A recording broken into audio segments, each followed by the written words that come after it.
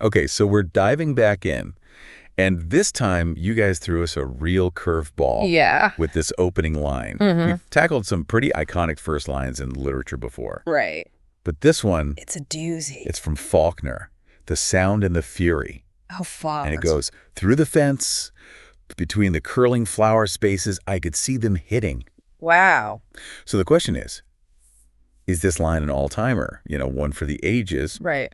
And even more importantly, does it set the stage for the entire novel? Or is it just like another line? That's the big question. Let's break it down. Yeah, let's get into it. So what hits you first when you read that line?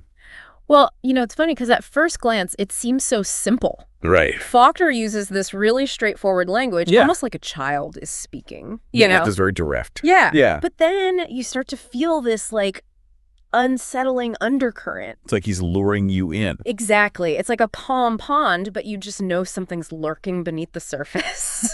And we're right there with whoever is looking through that fence. Right there. Focused on the curling flower spaces.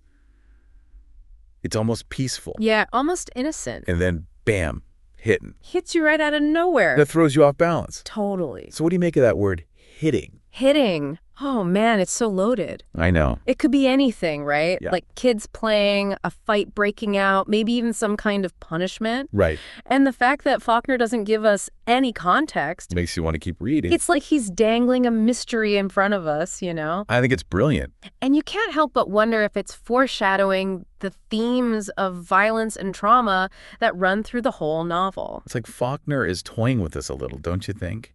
He gives us just enough to get us hooked. Totally. But then holds back the full picture. And then, boom, throws you a curveball.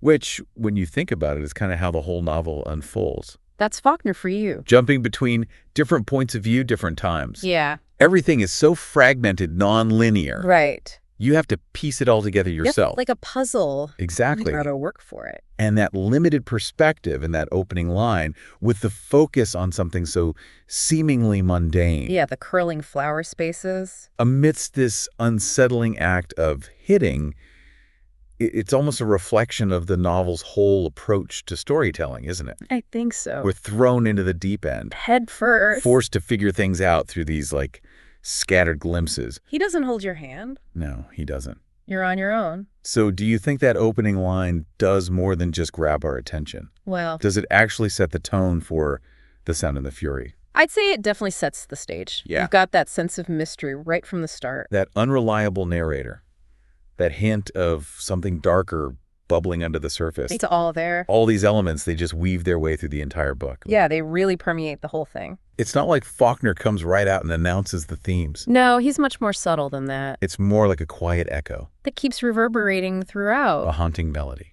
A little bit spooky, a little bit beautiful. So for everyone listening, even if that opening line doesn't, blow you away at first, It's not fireworks and trumpets. it's still incredibly powerful. Like a slow burn. And it does so much to set up the rest of the book. It's like a key that unlocks the whole thing. Exactly. It's a microcosm of what makes The Sound and the Fury so captivating. The fractured narrative, the different truths, the ever-present feeling of violence and trauma. And here's a thought I want to leave you with. Mm-hmm. Does it even matter if we consider it a great opening line? Yeah, what is great anyway? If it accomplishes what it sets out to do, If it pulls you in, if it makes you want to turn the page and keep reading, that's what matters. that's something to chew on as you dive into this incredible novel. Happy reading. Happy reading, everyone. Bye. Bye.